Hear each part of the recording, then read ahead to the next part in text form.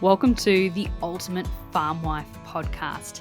On this channel, we're going to be discussing all things marrying a farmer, moving to the land, and becoming integrated with a family farming operation. Whether you're moving to the farm for the first time or whether you're moving back into a family farming operation, we discuss the ins and the outs of all of it. So let's jump into today's episode. Welcome back to the Ultimate Farm Wife podcast. Big thank you goes out to Katie and Arlene from the Barnyard Language podcast, who have so generously stepped into helping share farming stories that truly resonate with our community here at the Ultimate Farm Wife. You might remember Arlene from season 6, episode 9, which is episode 68. So it feels extra special to welcome her back onto the Ultimate Farm Wife podcast, along with Katie contributing to episodes while I get back on my feet from my health issues earlier in the year. Today, we are sharing a conversation that Katie and Arlene had with Karen Verslot, a dairy farmer from New Brunswick. Karen opens up about her farming journey, including the incredible challenges she's faced, from a devastating barn fire to the heartbreaking loss of her husband. Through it all, she's emphasized the power of community support, the importance of planning for the future, and finding a balance in raising family on the farm while encouraging her children to follow their own passions. Karen's story is one of resilience, adaptation, and unshakable bonds that family life creates. She's reflecting on parenting, navigating succession planning, and keeping family connections strong while meeting the consistent demands of the farm. This episode doesn't just share a story, it prompts us to stop and ask, do we have the right safety and emergency procedures in place? Have we documented plans for what happens in case of a sudden loss or crisis? Are we building the support system and community connections we need if the unexpected happens? If you and your husband or you and your partner on farm have been talking about the future, have you got that documented? Is it reflected in life insurance, wills, anything of the above? So please join me in welcoming Karen, Katie, and Arlene to the Ultimate Farm Wife for this episode. I hope you enjoy. Today, we are excited to be talking to Karen Verslot, who is joining us from the province of New Brunswick.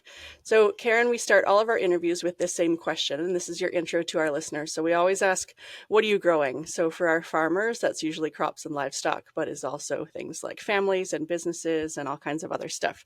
So, Karen, what are you growing?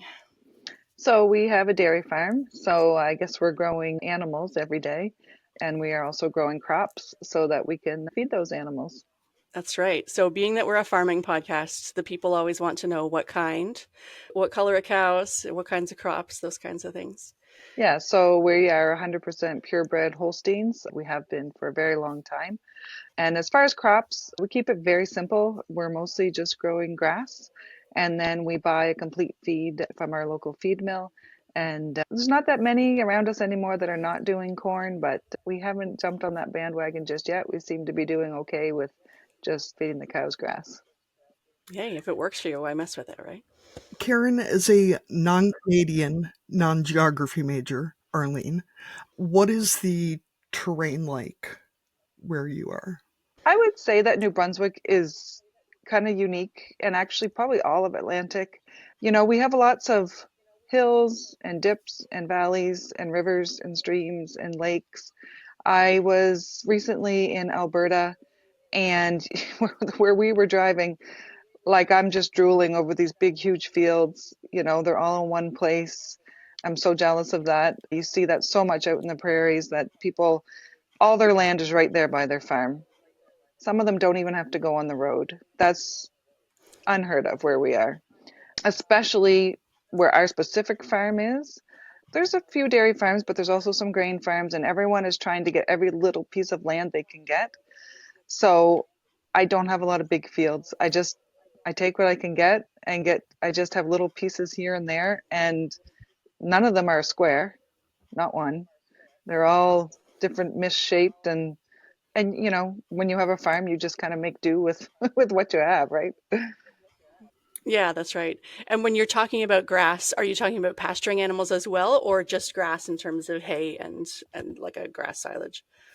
We actually do still pasture. I know it's kind of become a thing of the past, but our heifers, they're out all summer. Our dry cows, we have a specific dry cow field, and then our milking cows go out every day as well. It's their choice. We open the back gate in the morning after milking. It's up to them, but typically they run out. They love being outside. And then once it gets too hot, they come back in. Something we started, we used to leave them out day and night, but something we started a few years ago is that we kept them in at night because they weren't quite getting, we have computer feeders and they weren't quite getting all their grain. And it's also not fun looking for cows at 4 in the morning. So we decided to keep them in at night, and that's been working quite well. Yeah. Yeah, you have to think about the cows and the humans, right? When you're out trying to lure everybody back in the morning isn't always the best way to start your day. So, Karen, what is your ag background?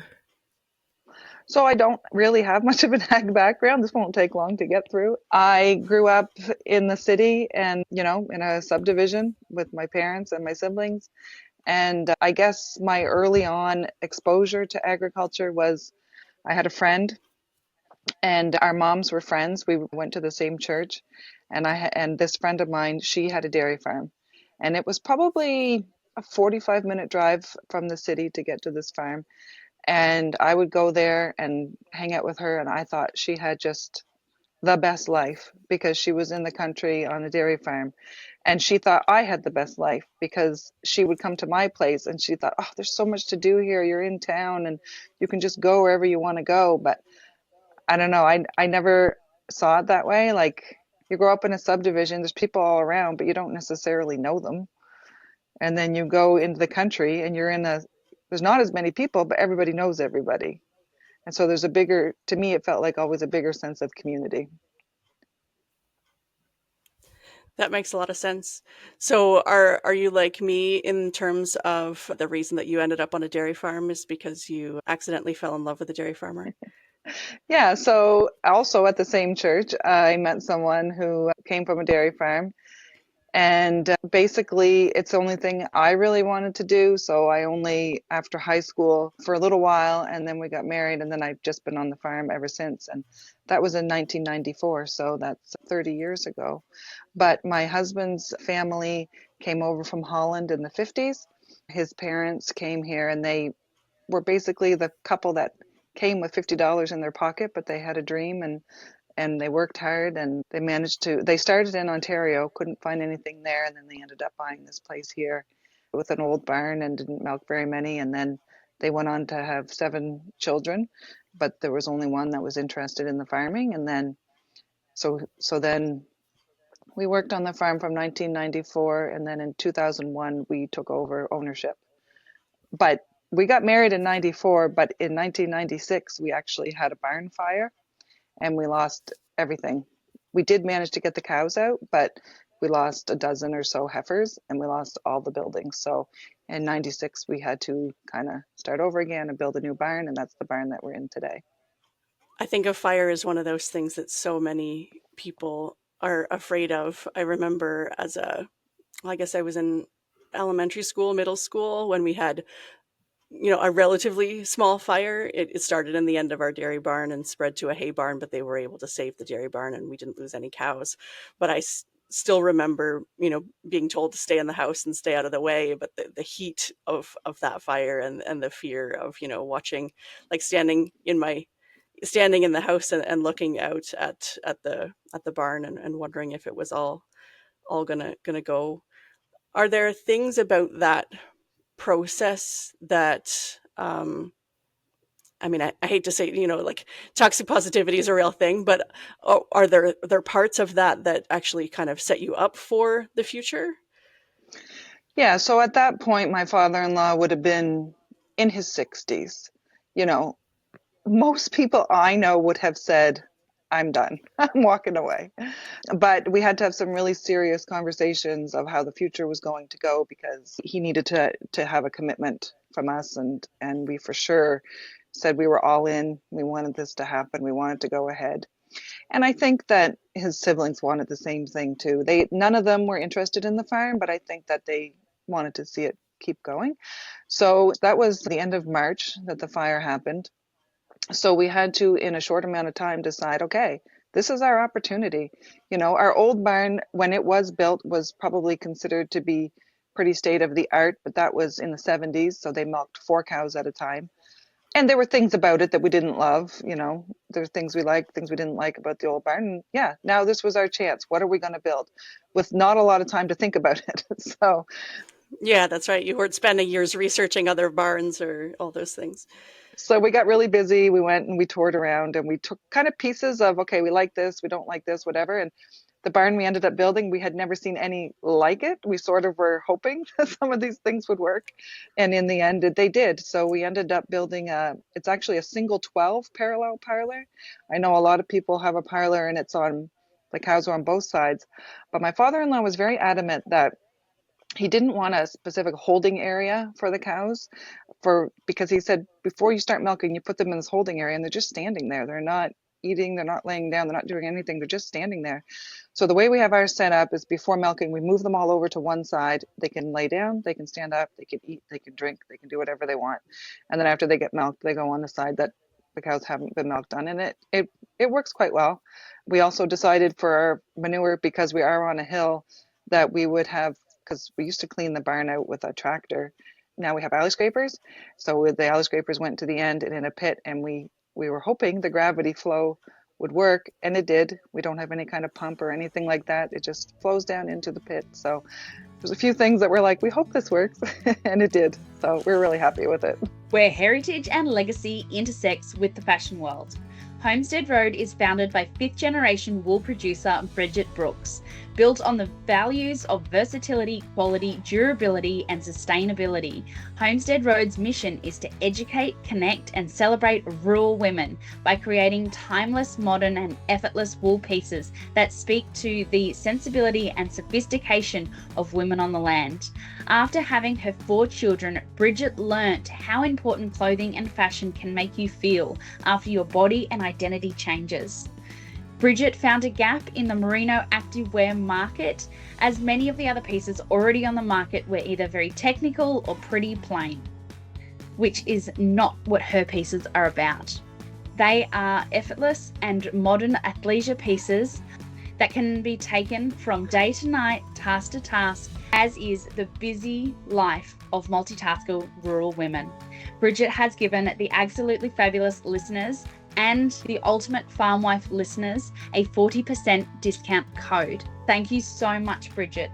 That code is KATJA40, so KATJA, KATJA 40, and that expires on the 31st of October 2025. So log on to the website, which is in the show notes below, and get yourself some Homestead Road pieces that will be part of your wardrobe for years to come using the discount code. So I have a non-dairy farmer question. When you're dealing with something like a barn fire and you have cows that still have to be milked, how do you deal with that? I mean, we have beef cattle, so as long as they get fed eventually, I mean, they might be pissy because they're hungry, but they're not like dairy cows who are, I don't know, they always look like they might actually explode. I don't think it can happen, but it looks like a possibility. Yep, and this is the challenge, and this is the thing that people don't understand that don't have dairy farms. Those cows make milk every single day. So we'll talk about this a little bit later, but sometimes we're subject to flooding, and that can disrupt things. But no, the night of the fire, my father-in-law was able to open the back gate. The cows went outside. They were used to going outside. That was fine. But then you're sitting there at midnight going, what the heck are we going to do? These cows have to be milked in a few hours. Somehow, I still don't know how it happened, we managed to get all of our cows to the exhibition grounds, which is only a 15-minute drive from here. Somebody in the middle of the night came and set up a temporary milking system. So we had a milk tank, we had milkers, we had volunteers. So we got them to the exhibition grounds, we got them milked, and then it's just nothing short of a miracle. A few days later, somebody called us and said, nobody knows this yet, but I'm actually selling out. I'm selling my cows and quota, and that means I'm going to have an empty barn. It's a 15-minute drive from where you are. You're welcome to use it. And we were Wow. just like amazing because we couldn't, like, being at the exhibition grounds was good, but it was not sustainable. We could not have done that. Like, you're talking picking all the manure for 50 milking cows every day, milking them 4 at a time. Like, it just wasn't sustainable. So after they were there for, I think it was about 10 days, we moved them to this vacant farm. But on top of planning to build a new barn, we now have to go twice a day to a farm that's 15 minutes away to milk and feed. Then, soon enough, it's cropping time. So we had to make our crops for the next year. So I hope I never have to go through another summer like that. One of the saving graces, we didn't have any children yet, but it was insane. It was very long days, and it was exhausting, and the barn didn't always go as planned when it came to building, as you can imagine. So it was a long summer, but we got through it. I hadn't really considered the manure aspect of it as well if you're having to take them somewhere that's not set up to have cows. I know folks here who've had barn fires and 5 cows go to one neighbor and 5 cows go to another neighbor and that sort of thing. But, not only that they have to be milked, but that milk is also your family income. So it's not like you can dump it either, and that building a new barn, especially a dairy barn, with all the equipment and everything, isn't a week-long process. You're looking at a lot of time and a lot of money and a lot of people to line up to make that happen.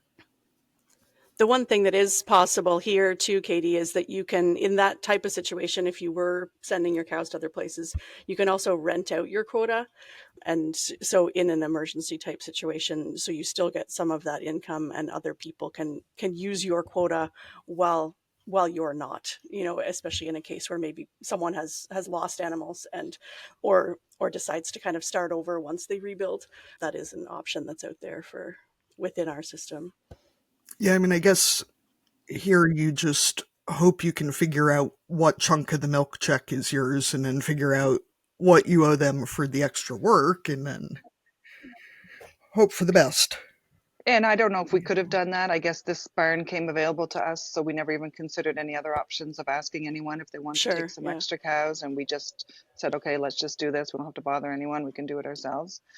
And I'm pretty sure we moved in, it was the beginning of November. It was, I don't know the exact date, but it was like, which at the time felt like forever. But looking back now, I'm like, wow, we actually did really well to get in that amount of time. Yeah, from March to November, that's really pretty quick, and to get everything lined up and the builder and all the equipment and all that kind of stuff. One thing I forgot to ask at the beginning is how old are your kids now?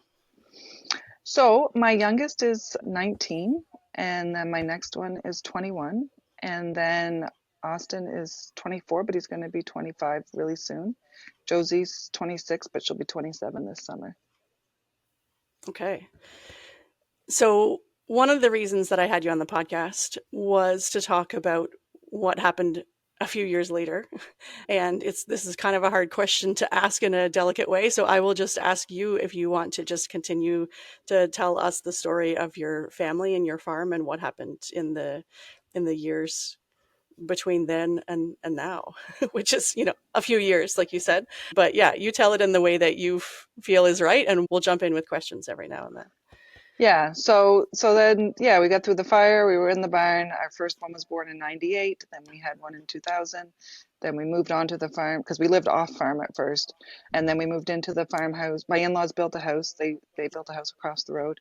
We decided that, it was time that we do the succession planning. And I don't know, but I'm going to say that my father-in-law must have been in his early 70s by this time. And then we had one in 2000. Hannah was born in 2003. Alex was born in 2005.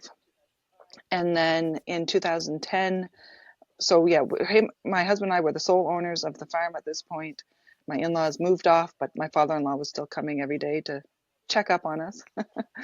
And then in July of 2010, my husband went with a couple of friends to what was actually the Quebec Holstein picnic. And it was a kind of a last minute trip. They didn't think that they would be able to go, but at the last minute they said, let's just do it. Let's just go to this picnic and go to this cow sale. And then on July 19, when they were driving home, they were in New Brunswick, in the northern part of New Brunswick, and hit a moose. And then that's when my husband died. But the other two walked away with a couple of scratches. So I see those two other guys all the time, and I know them very well. And it's a miracle for them that they walked away with nothing. So, Yeah. So you had little kids at that point. so then the youngest was 5 and the oldest was 12. So of course, it's when everything changes in an instant, there's a lot of decisions to make. And, at first you think, well, we can't do this. Like I never came from a farm. I just was here working alongside them. And the kids were young, but at the same time, they'd been through so much already. And I did ask them, and I knew that they were young, but they said, no, we don't want any more changes. We don't want to sell. We don't want to move. We don't want that. So, at first, I think we all thought, can we make this happen? Can we make this work? We're not really sure. But what do we do? And I remember when I met with the lawyer, and he said, the best advice I can give you is don't make any big decisions in the first year. And I thought that makes good sense. That's common sense. Let's do that. Let's wait a year and then we'll see how it goes. And different people were just really, really encouraging. I remember a couple of farmers that came by one day and they said, probably not everyone could do this, but we know that you can do it. So, we're here to help you and just support you in whatever way. And then after that, everything just sort of started falling in place. We had a former employee that had left, and he came in one day and said, I'd be willing to come back and work for you guys again full time. And we said, okay, well, that's one person. Then we had been in the works already of trying to get a friend of ours from Holland. We had actually already started the process. But because of everything that happened, quite honestly, they expedited our situation. And I said, look, this is what's going on. Can we please try to get him here? And by December of that year, he was here to work full time. So there was a little gap there because he wasn't coming till December, and this was July. My nephew from Nova Scotia actually was in a situation where he had a few months where he said, I can come and work for you for a while if that's what you need. So he came, and he was there from September until this other gentleman came in December. So yeah, it's amazing that everything just sort of started to fall into place of what we needed for help. And the kids all had to take in, they had to do, as they got older, they had to do their share on the farm for sure. There's definitely lots of times that they went straight from the school bus to the barn because otherwise I said, I'm here, if it's the time that we're cropping or we're busy doing other things, I was the only one in the barn. So they definitely had to pull up their socks. But I said, if you guys want this, then you got to work for it too, right? So they were always more than willing to pitch in and yeah, make it happen. Wow, that is a lot. It's a lot. And even now, like sometimes when I go, like let's say I'm on a plane and someone's like, so what do you do for work? It's never an easy story to explain. And if I try to say, well, I have a dairy farm, the next question is, oh, you and your husband? So then you have to go down this long road. So I've told a big story to a lot of strangers, but they ask. Yeah, that's right. They get you in there and there's not an easy way to get out of that conversation. So you said about not making any big decisions in the first year, and yet it feels like when you're on a farm, you're making decisions, big decisions all the time. So when it comes to making some of those decisions that maybe weren't in your department anymore, like I'm sure that we all, if we're farming with our partners, there are things that you do and there are things that they do, and you might discuss them, but for the most part, you're like, okay, that's your department. So, like, I don't have to worry about that because there's so many decisions to be made. So when you approached kind of those first sets of decisions, whether it was cropping or breeding decisions or those types of things, who were the people that you leaned on and, got help with to make those choices? Yeah, that's exactly right. You kind of tend to have your thing that you do and your spouse does and whatever. But Now we're in a situation where I'm the sole owner. Yes, I do have people that are working for me, but it kind of comes down on my shoulders, right? So I'm fortunate to have some family in the Versloot family. I have a couple of in-laws that are also farmers, and quite often I could rely on them and say, "Hey, I'm thinking of this or this. What do you think?" and kind of bounce ideas off of them. I've always felt that in farming, you see farms that are a little more successful than others, let's put it that way. So why not go to those people for the advice, right? Like, and some farms, they excel in these areas, but not as much in this area. So like, if you see this farm, you're like, wow, you guys are really excelling in this area. That's where I want to go for advice and talk to those people to see what are they doing, how are they doing it. So, and also the two guys, so for quite a few years, we had those two guys were there. One of them was the one that came from Holland stayed until 2017, and then the other one stayed until 2020, and then they both decided to move on. But they were pretty dedicated to the job, and they it's like they treated it like their own, and they put a lot into it to help make the right decisions. But yeah, it's not always easy because sometimes they have a different idea than what I have, and I got to be bad cop sometimes, but we made it work. What about when it came to the fact that you were also still raising young children at that point? Who were the people that, I mean, you needed to kind of pull in to help you with the parenting and childcare side of things? Yeah, so I have some really, really close friends that were also had young children. They were also raising their families, so they were a big help. So obviously I have my immediate family, my siblings and parents are here. The Versloot family was, I was always going to be close with them. So they were always a big help. So, and then I had my friend circle. And then on top of that, so we belong to the Fredericton Christian Reformed Church. And it's not a big church, but like we all know each other and it's like an extension of your family. So they also were a pretty big help in yeah, just getting the things done that needed to be done. But when, I was 35 years old. So when you're 35 years old and you have 4 children and 200 head of cattle, it's a fairly large responsibility, but we took it day by day, week by week, month by month, and year by year. And like I said, that was in 2010, and now this is 15 years later, which is like hard to believe that this much time has gone by, but you just take it one day at a time. Enjoying The Ultimate Farm Wife? You might also love this podcast by Katie and Arlene, Barnyard Language. The Barnyard Language Podcast is honest talk about running farms and raising families, hosted by us, Katie and Arlene, an Iowa sheep farmer and an Ontario dairy farmer with 6 kids, 2 husbands, and a whole lot of chaos between us. We talk to guests who have life experience that's relatable to parents in agriculture and offer resources, perspective, compassion, a few swears, and lots of laughs. Whether your farm is a raised bed in your backyard or 10,000 acres. Whether your family is in the planning stages or you've got a dozen kids. If you've ever had a car seat in a combine, a stroller in a stable, or you have a toddler or a teen in your tractor, this is the podcast for you. Subscribe to Barnyard Language today on your favorite podcast platform. This is really bringing up some things I've asked my husband for that I realize he has not done. Like what Arlene was saying about the division of responsibility, that I know a fair amount about the livestock, but I have a pretty good idea what goes in our feed, but not the ratios for the feed or, any of the equipment side of things. What are some of the things you wish you'd had in place before? Besides, wills and life insurance, obviously, tremendously important. But the farm just brings its own whole separate set of things to know about. So I'm wondering what else you wish you had had in place or conversations you had had, looking back at the benefit of experience. Yeah. And yeah.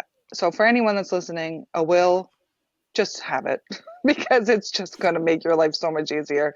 And at that point in our lives, yeah, we had the farm and we had kids and stuff, but it was sort of basic. It just said if one of us, whoever dies first, the everything would go to the other person. I tell you, you take that to the bank, you take it, and now you're going to think this is weird, but even air miles. They wouldn't let me cash in my air miles without seeing the death certificate and the will because they were in his name. Things you don't think about, right? So have your will. We obviously had to have life insurance because of the loans that we had. But on top of that, my husband, now some people would say he was cheap. I would say he was planning for the future, had additional life insurance. So when you have all this other stress that you have to deal with, and then you have the money in place and the wills in place, it's just going to make things go just a little bit smoother for you. But on top of that, I think to your question, like, and I don't know what the dairy farmers listening are going to think about this, but have your bookwork in order, like not just your finances, but your what did you treat that cow to and you bred them to and like what was the date and like we all in the dairy farming, yes, we have to do pro-action. It's not popular with everybody. They don't like it. But pro-action means you're doing all these things, so write them down. Make a record of it. I hope that every dairy farm operates in such a way that if the key shareholders weren't there tomorrow, it could still run because we don't think about that. And there are some farms, let's say it's a sole owner, and he does everything. He doesn't have employees. He just does it all himself, he or she. I hope they operate in a way that if they didn't come home that night, someone's got to milk those cows in the morning. So make sure that you have everything in line, whether they're treated or whatever it is, just have all that stuff written down so that anybody could walk in and milk your cows. Because like we said at the beginning, those cows got to be milked every single day, regardless of what happens, right? So have all that stuff in order. I think, too, as someone who's less involved on the livestock end of things now, just because I'm working full time, we have little kids, all that. If you're keeping records anyway, keep records of things like which one's the crazy bitch. Because, if some rando's just going to walk in, it's just going to make their life easier if they know that number 23 is the one who needs her head scratched, and this one is the one that, I mean, we have beef cattle, so they're different, but, will jump gates and is just a holy terror occasionally. Just that sort of, it seems like anything you can record that would make someone else's life easier. Yeah, and I think people should, unfortunately, they should have it a little bit in the back of their mind that, I got to have this stuff in place just in case I don't come back one day, right? No one thinks it's going to happen to them. Nobody. And I knew we had some sort of a life insurance policy somewhere, but I never ever really paid any attention to any of that, thinking we'll never have to use that. I think too, the way you talked about, that your succession had been finalized and it had gone through, but all of those discussions, with in-laws, not that anyone's was in-laws necessarily want to, screw them over. But, if things were not clear, then you never know what decisions might get made out from under you if, if everything wasn't clear and who was responsible for what. And, when there are especially, extended families involved, sometimes, if those things hadn't been clarified, then you don't know what decisions might end up having been made or who else might be involved in what ended up being your decision. But you might end up having other people who would have a voice that maybe weren't involved in the running of the farm day to day. Well, that's exactly it. And you hear it all too often because when you're running dairy farms, you're talking about a lot of dollars. It just is what it is. There's a lot of money involved with the animals and the land and the quota and the buildings. It's a lot.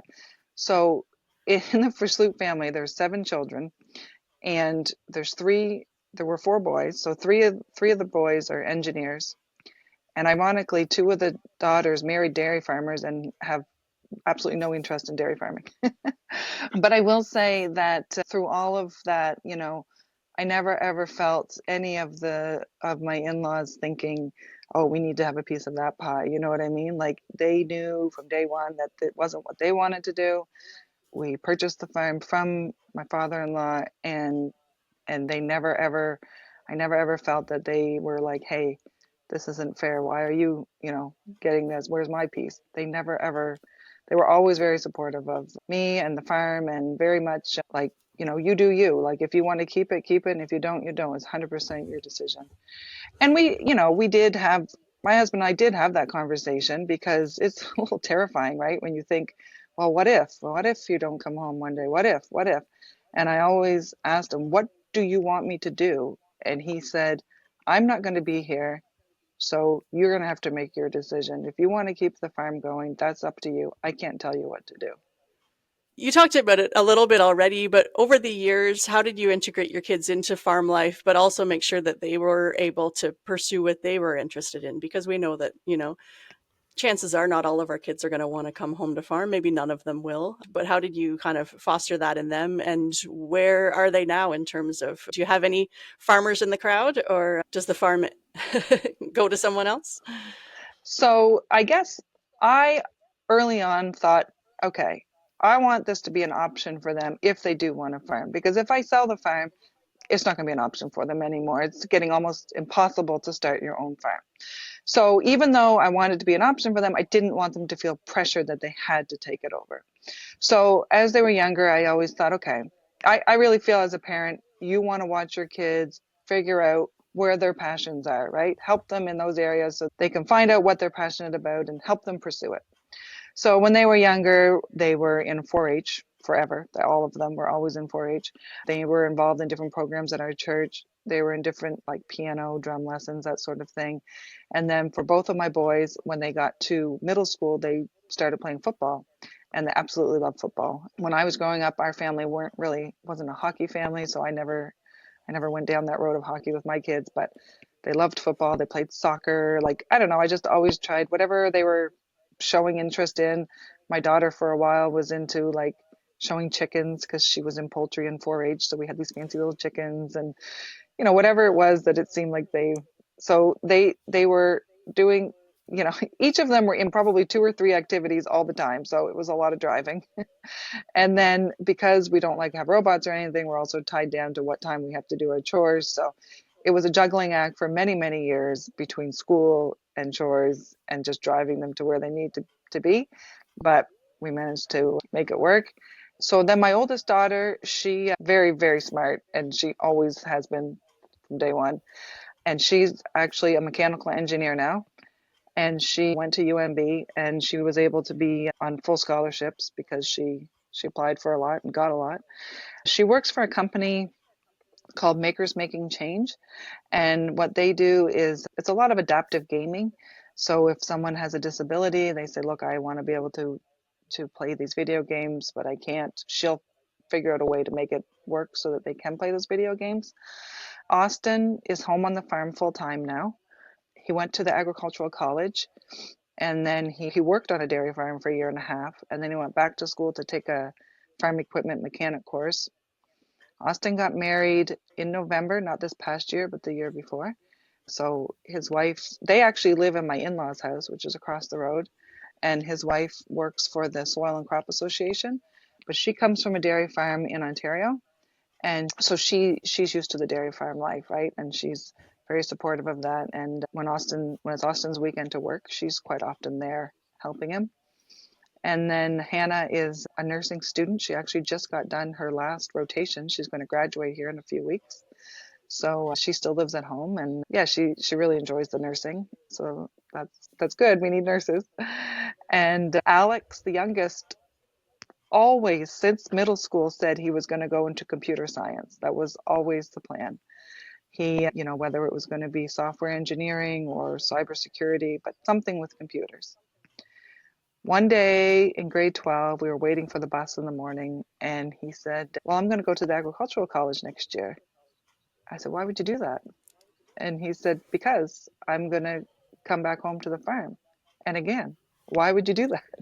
Yeah, who are you?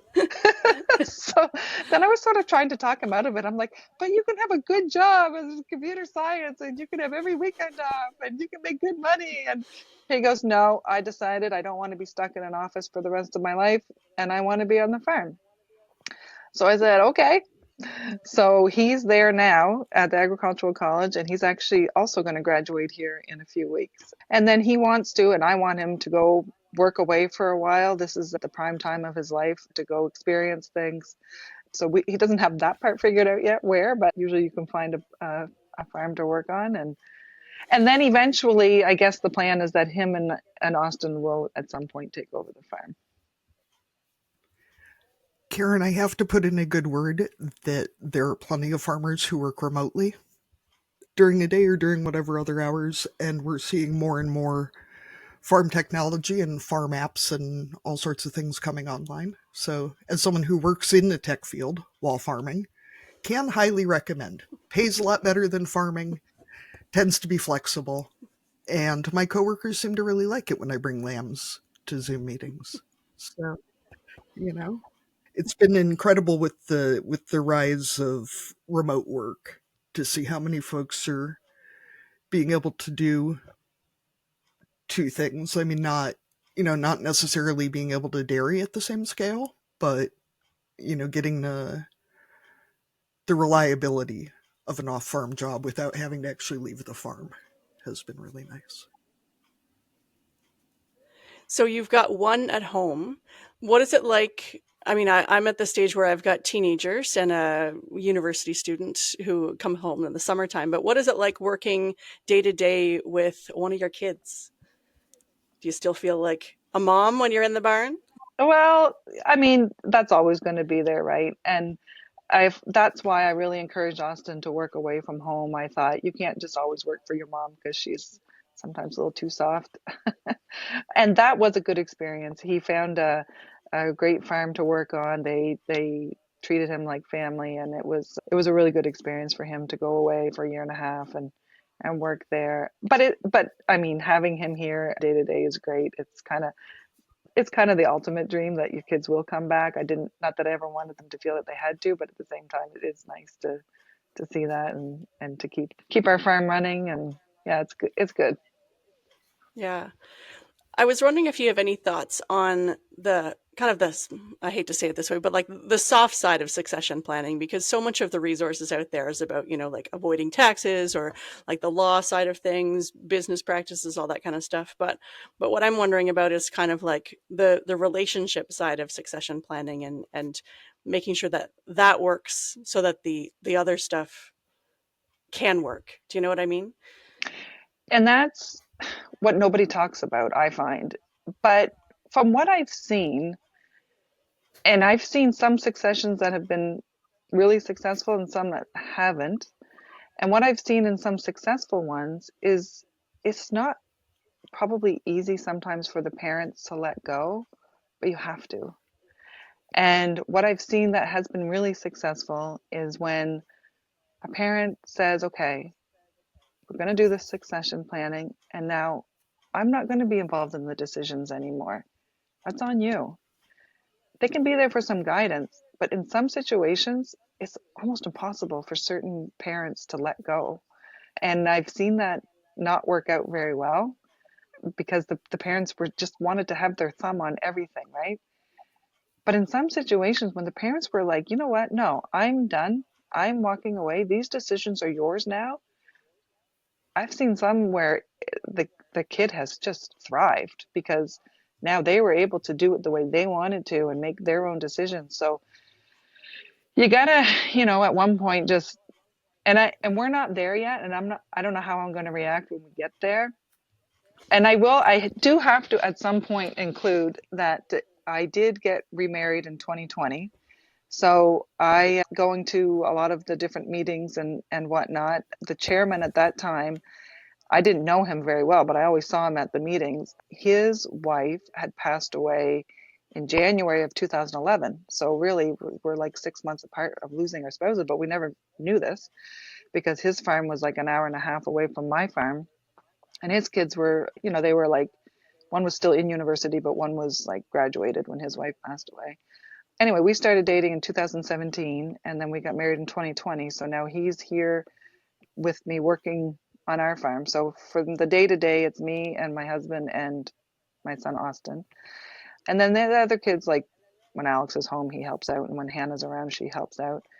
So his son is now running his farm, and he's doing awesome. Like he's doing really really great job there with the decisions that he's making. And Paul's really not that involved with that farm anymore.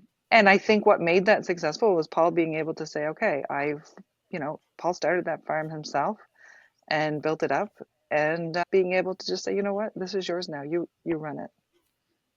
Hmm.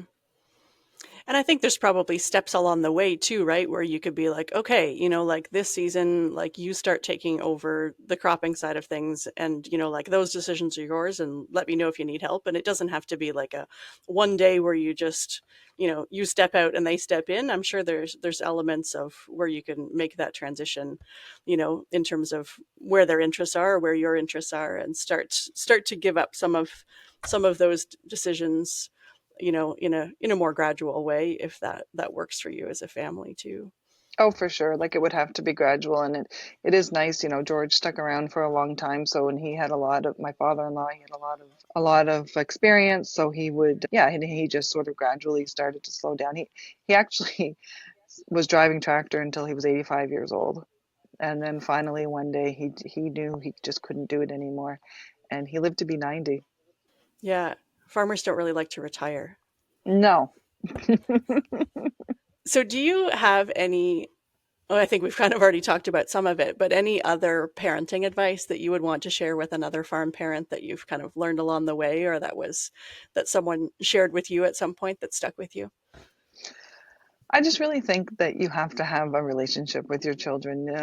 You see different family dynamics, you see different kids and parents, and like, yeah, parenting is one of those things where it's like, yeah, you got to be the disciplined person, but you got to also have a relationship with your kids, spend time with them and play games with them and do fun things with them too, right? So, and in farming, it's really, really difficult to find that balance because there's no two ways about it. The work's got to get done, right? But yet at the same time, it's important to take some time as a family and build relationships and just hang out, as people. So, I don't know. I guess I like to think my kids turned out pretty good, but I'm not sure if I know how that exactly happened. Yeah, I think that's the goal, right? Is to raise people that we enjoy hanging out with once they're adults, right? So then that's the goal for me anyway. So now like you mentioned, you got married in 2020, so you have kind of an older blended family. How does that work? Do you try and integrate those two families together in terms of, like there's some distance and age gap, and that they, didn't grow up together, but how do you integrate a blended family kind of a little bit later when the kids are older? Yeah, and it's difficult because we have a farm and they have a farm, so we're both working around our milking schedules with an hour and a half in between, Yeah, you can meet for like a late breakfast, early lunch, and then everyone head back for chores. pretty much. But no, I mean, we do try on special occasions to see them, and they either come here or we go there. But no, it's rare that all of us are under one roof. It's too difficult. But Paul's daughter, she actually moved to Fredericton not that long ago. So she is a lot closer, but it's his son and wife, and they have two small children that are now getting busy because they're getting involved in things. So yeah, it'd be nicer if we could see each other a little more often. But there were sometimes Paul will go if he has to go to a meeting in Sussex, then he'll go visit them and keep in touch with them. And yeah, it's challenging. Six kids. Yes, yeah, that's true. All right. So, Karen, we ask all of our guests if you were going to dominate a category at the county fair, what would it be? And categories can be real or made up to ensure that you win. So just so you know, I would dominate a lot of them. Oh, good. I love that confidence. So one thing I do also enjoy doing is having a pretty large vegetable garden. So we get lots of produce out of that. So maybe I could enter in some of those. But then what I started doing a few years ago is a lot of canning in the fall. So I make all kinds of salsa and tomato sauce and relish and pickles and all kinds of things. So, but on top of that, I also really enjoy baking, and I've been a baker from ever since I was a kid. So I feel like I could enter quite a few of those categories, I think. Yeah, maybe the all around top score or something like that in the culinary division. All right, so we'll move into our cussing and discussing segment. If you're a listener and want to submit yours, you can go to our SpeakPipe or send us an email, and both the links for those are in the show notes. Arlene, what do you have to cuss and discuss today? So I guess my discuss today is that this has just been a really good reminder that my husband and I need to sit down and, review some things, make sure we've got the passwords. I know you're not supposed to write them down, but let's be honest, know where the passwords are, review some paperwork and really just take a look at things. And I think even, kind of maybe even have a discussion about some of the roles and responsibilities that we have officially or unofficially taken on, and whether those are things that maybe we should share more often, because you start to kind of take over and assume, oh well, this is my job. But yeah, and not just on the farm side, on the family side of things too, right? Like to make sure that everybody knows like who to contact if your kid's not going to be at school, or if an emergency comes up on the family side of things, that there's other admin on the family side too that we need to make sure that we're sharing. And as always, make sure your wills are up to date. Arlene, it's something I hadn't really thought about, but a lot of the guys we've always depended on have, in the best case, retired, and in the less best case, retired more permanently, shall we say. And many of the contacts that I know of are not active contacts for things anymore. So it is time to update that as well, because Yeah. If this thing were to happen, yeah, who do I call? yeah, don't call all the widows, probably would be a good choice. Yeah, that's true. They might be able to help you too. Yeah, maybe.